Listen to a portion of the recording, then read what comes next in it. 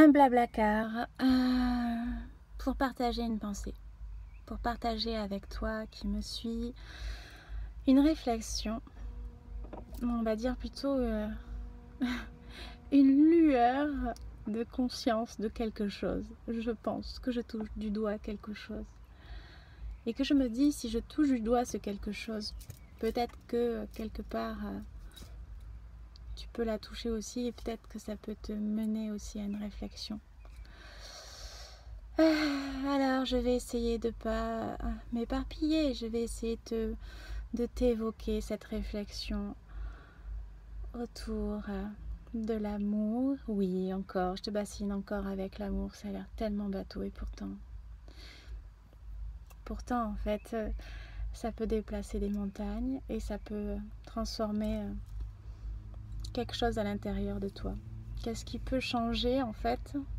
On pourrait dire à l'extérieur pas grand chose et pourtant à l'intérieur c'est comme une espèce de tsunami émotionnel où tu te dis waouh, soit t'as tout bon, soit t'as merdé. Aujourd'hui j'ai compris quelque chose autour du mot de la reconnaissance, autour de l'affirmation, autour de ce que tu te constitues toi en fait, de qui tu es et puis de savoir en fait que tu te trahis pas autant d'années en fait, 41 ans et t'imagines à 41 ans j'ai encore ce truc là de me dire waouh, j'ai compris quelque chose, il m'a fallu parfois du temps et là j'ai compris. Je peux pas par exemple demander à des personnes ou à des parents d'être comme ça ou comme ça parce que c'est dans ma tête et dans mon cœur, un parent devrait se comporter comme ça ou devrait faire en fait quelque chose comme ça et du coup en tant qu'enfant tu vas te faire des blessures en disant ah, mon parent il a pas fait ceci, il a pas fait cela et ah, c'est pas bien et victimisation. Arrêtons avec la victimisation. Après c'est vrai, tu vas pleurer en fait, tu vas pleurer larmes de ton corps, tu vas pleurer des moments où tu vas estimer que c'était injuste en fait, où telle personne n'a pas été gentille en fait, où telle personne a dit des choses en fait, et toi avec ton sens de la justice tu vas y arriver en disant avec tes grands sabots c'est comme ça qu'il faut faire, mais qui te dit en fait que c'est comme ça qu'il faut faire? Déjà enfin perte d'énergie, ok. C'est inutile, surtout quand tu as des portes fermées. Donc à un moment donné, quand tu as les portes fermées, bien, tu te prends par la main, tu reprends en fait les choses. Si tu as envie de les reprendre, tu les laisses en fait. Si tu as envie de les laisser, mais c'est à toi de changer quelque chose. Si les portes sont fermées et qu'il n'y a rien, qu'il n'y a même pas une petite ouverture pour laisser peut-être passer une lueur d'espoir ou un peu de lumière, n'y va pas. C'est pas le bon moment. Si ça s'ouvre plus tard, ben, si toi t'as pas changé et que toi tu es open et que toi c'est comme ça que ça fonctionne, eh bien c'est tant mieux, il pourra peut-être y avoir des échanges. Sinon en fait ce n'est pas un souci parce que ce qui compte le plus c'est toi. Alors il y a des gens qui y arrivent très bien. Moi, une des choses que je devais travailler, c'était l'affirmation, c'était la confiance, c'était aussi arrêter de chercher une reconnaissance ou une validité ou quelque chose de est-ce que j'ai été gentille, est-ce que j'étais une bonne fille, est-ce que c'est bien ce que je fais, et ainsi de suite. Chercher la justice aussi quand il y a des choses qui sont pas bien, ce truc où je me terrais toute seule de mon côté et je ruminais souvent en disant oh c'est pas bien, et c'est au lieu de faire des choses correctes et concrètes, c'est moi qui me pénalisais soit en me mettant dans l'ombre dans ma grotte parce que j'ai une facilité pour me mettre dans la grotte en fait. Dis-toi bien que si en fait tu me vois pas, soit je bosse en fait comme un ermite ou soit je suis partie dans ma grotte m'isoler du monde et d'une humanité pour me ressourcer. Voilà, ça c'est mon automatisme à moi. Comme toi aussi, tu peux avoir ton automatisme à toi pour te préserver et pour te ressourcer, te nourrir et t'apporter du bien. Parce que la base de tout, c'est ça, apporter du bien, c'est pas passer à côté de soi. Bon sang, on n'a qu'une vie. Dans une vie, on peut avoir plusieurs vies, on peut avoir tout type d'expérience, on peut avoir plein de métiers, on peut faire plein de choses, on peut s'élever, se ramasser, se vautrer, avaler de la poussière et puis repartir en fait, ou prendre du temps parce qu'on se dit punaise là j'ai mal, j'ai un petit peu de douleur, mais ça c'est en fonction du tempérament et ce que l'on ressent en fait en soi. L'essentiel c'est ne pas passer à côté de toi. L'essentiel c'est de pouvoir en fait te prendre par la main et te dire bon là qu'est-ce que je peux faire pour résoudre une situation. Là, ça avance pas, je stagne. Ben, pose-toi la question pourquoi tu stagnes. Pose-toi la question de qu'est-ce qui se passe dans ta vie et réfléchis. Prends le temps de réfléchir. Prends-toi par la main, va fureter un petit peu autour de toi, va écouter plein de choses et pose-toi en réflexion en disant là, c'est pas aux autres de faire quelque chose, c'est à toi. C'est à toi de t'actionner en silence, peut-être en parlant, peut-être en faisant. Mais concrètement, s'il y a quelque chose que tu estimes qu'il faut changer, eh bien c'est à toi de te réveiller. Bon sang, réveille-toi. Et observe-toi, contemple-toi. Je dis souvent les mêmes choses et pardonnez-moi, mais c'est tellement... Les gens vont chercher beaucoup de choses dans les bouquins, mais en fait, vivez, c'est tout le temps la même chose.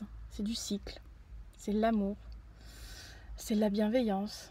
C'est des choses douloureuses, mais les choses douloureuses passent par là, en fait, pour, hop, tu vas faire ce cycle-là. Enfin, fais le ménage. Il faut balayer certains trucs, faire circuler l'énergie pour faire du nouveau, en fait, et en contrebalance. Parce que toi aussi, tu as changé. Toi aussi, en fait, tu n'es peut-être pas dans la même vibration. Peut-être qu'il y a des trucs, en fait, qui sont un petit peu encrassés et qu'il va falloir peut-être mettre le nez dessus, et puis allons-y. Et quand tu fais ça, et quand tu t'observes, et quand tu vas au charbon, quand tu te confrontes à toi, parce que c'est pas au monde que tu te confrontes, quand tu regardes un petit peu à l'intérieur de toi toutes tes petites parties, que tu les contemples, tu te dis bon là franchement c'est quelque chose que j'ai laissé depuis des années, mais il va falloir que j'y m'y colle, et donc on y va. Je sais pas si j'ai assez révisé, mais on y va. Et en fait c'est ça qui est beau, c'est quand tu t'aperçois que ce que tu dis, ce que tu fais, ce que tu penses, qui est là à l'intérieur de toi et que tu es toujours en cohérence. J'ai envie de te dire, mais qu'est-ce que ça fait du bien d'être soi et d'être en cohérence avec soi. Qu'est-ce que ça fait du bien d'être pleinement aligné. Et je sais pas si c'est ça la confiance en fait, parce que j'en ai aucune idée, parce que je suis peut-être pas comme toi, je lis pas des bouquins BZF en fait, je vais là où la vie me porte, tu vois, je suis comme une espèce de petite feuille qui va suivre le courant et puis je vais là en fait, là où on me porte et où je suis pleinement dans mon environnement. Donc je sais pas si c'est ça la confiance en fait, parce que je pense que je suis constamment en train de travailler ce point-là, parce que je ne sais rien, parce que je suis toujours émerveillée d'en apprendre tous les jours, parce que j'adore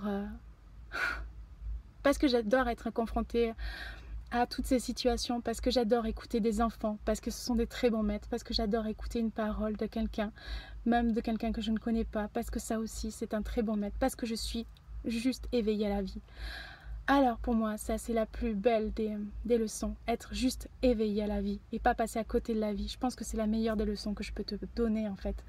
Arrêtez de trop penser, fous-toi la paix, vois en fait, arrête de maltraiter ton corps parce que c'est pas forcément la bonne solution, parce qu'il n'a rien demandé, parce que félicite-toi d'avoir un corps qui te porte. Si il est en bonne santé, même s'il est un peu fatigué, prends-le dans tes bras, donne-lui de l'attention parce qu'il a été peut-être malmené, parce que il a besoin qu'on s'occupe de lui. Et après, je vais revenir sur ce truc-là parce que je me dis, attends, tu t'éloignes du sujet et puis j'ai pas envie que tu te fasses chier. J'ai pas envie que tu te fasses chier avec moi. Je te pardonne, de toute façon on peut pas plaire à tout le monde. Je te pardonne, tu peux avancer un petit peu, voire couper parce que c'est très chiant en fait, je le comprendrai. Mais une des choses que j'ai envie de te parler, c'est... j'avais mon papa... avec la maladie, c'est compliqué. J'ai dit, ça a été très compliqué, tu vois. Lapsus révélateur. Il y a quelque chose qui a changé. On a tous des situations compliquées avec nos familles, ainsi de suite.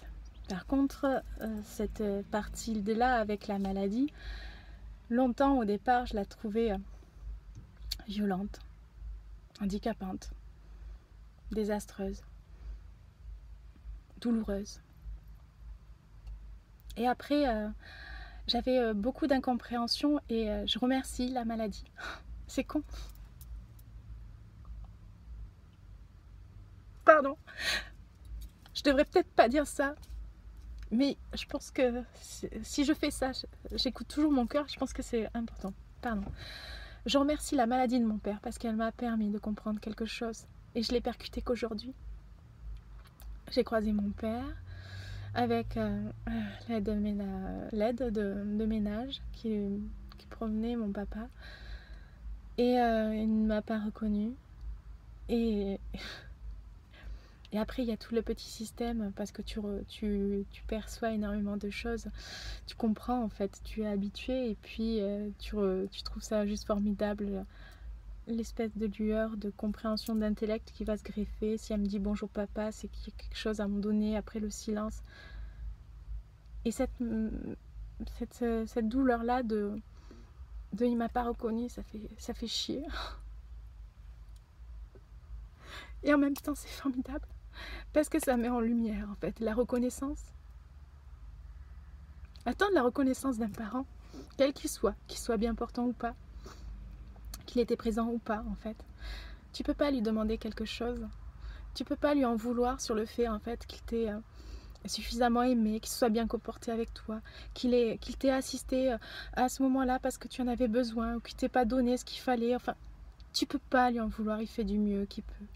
Et s'il y a une maladie qui se greffe comme ça, en fait, je trouve qu'elle a été pertinente, cette maladie, pour moi, parce que on est toujours décisionnaire de certaines choses, et puis parfois on est handicapé par la maladie, mais les maladies sont intéressantes quand elles sont en interaction et qu'on y réfléchit. Par exemple, moi je me suis dit, c'est pas bien parce que mon papa ne verra pas si un jour je réussis. Il aura une image fixée en fait dans sa tête et puis il m'oubliera en fait comme ça, et je veux pas qu'il ait ça.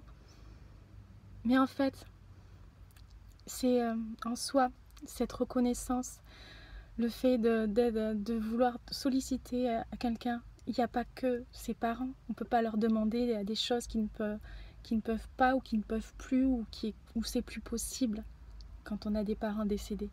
Par contre, quand on a des personnes qui sont belles, lumineuses, qui vibrent comme toi, qui sont autour de toi, comme vous en fait, quand vous me laissez en fait des messages, ou vous en fait aussi, vous vivez peut-être des choses qui sont peut-être compliquées ou dures en fait, ou que vous avez eu des petites négligences ou des petites peines. Vous, autour de vous, en fait, vous avez aussi des gens qui sont bien, des gens qui sont bienveillants, qui vous nourrissent, qui vous donnent en fait cet impact émotionnel, qui vous nourrissent, en fait, c'est le mot vrai, en fait, qui vous nourrissent d'amour, qui vous nourrissent de lumière, qui vous donnent en fait quelque chose qui vous élève. Et c'est ça en fait que j'avais envie de partager avec cette vidéo, c'était le fait de se dire, on ne peut pas demander à des gens de nous reconnaître, c'est à nous de nous reconnaître pleinement et d'en avoir conscience. Et c'est parfois c'est par à-coup.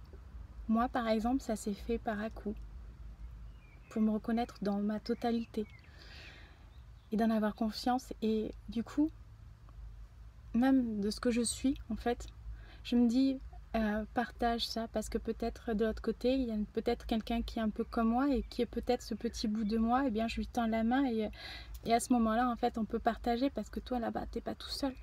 Parce que, tu vois, on est tous pareils, et parce que parfois ça fait du bien de se sentir aimé. Alors je t'aime, toi là-bas. Et surtout, te sens pas seul, parce qu'on n'est pas seul. Et surtout, fais-toi du bien, et surtout vois en fait que c'est le moment de pouvoir reconnaître ta naissance, et pleinement, et on renaît à chaque fois, on renaît à chaque nouvelle expérience, et on se recontemple. Vois comme il est beau de te contempler, et fais de belles choses pour toi, parce qu'elles seront belles pour les autres, parce que tu les feras avec passion, parce que tu les feras avec sincérité, parce que tu le feras avec authenticité, et que ça trahit pas, et que c'est ça en fait qui est le plus important. Alors toi là-bas regarde, même si je te touche que toi, eh bien j'aurai tout gagné, parce qu'en fait peut-être que ça va cheminer d'une certaine puissance, d'une certaine force, et que ça va pouvoir te révéler et te réveiller. Voilà, c'était ma capsule, j'allais dire à la con. Je vous embrasse et je vous dis à un prochain Blablacar.